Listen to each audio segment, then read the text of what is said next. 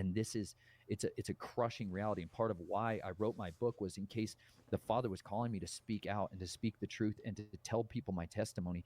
And also I knew if I was ever to step into a position where I was trying to minister his word or minister his gospel, I had this baggage, this mountain of horrific skeletons in my closets that could be dropped down on my head at any time and swipe away my ability to ever have any foundation of my life. And I knew that the power, when I read the scriptures and I started reading through the scriptures, and you see that he says our confessions, when we confess our sins to one another, we can get healed. Like, we can actually be healed. And so I believed with all of my might that the real way out of this, the only way actually out of this, was that everything that's been done in darkness, everything that's been done in secret, everything that's been done in their dark chambers is going to come to the light. I believed Matthew 10 when he said, whatever they've done in darkness is coming to the light. And I knew that every single thing that has been done in those places is coming out.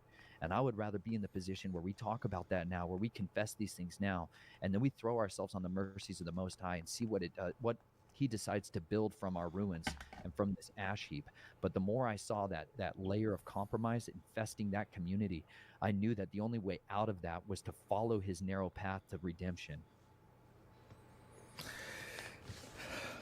That's just got to be the position that you're in or were in. That's a very difficult place to be.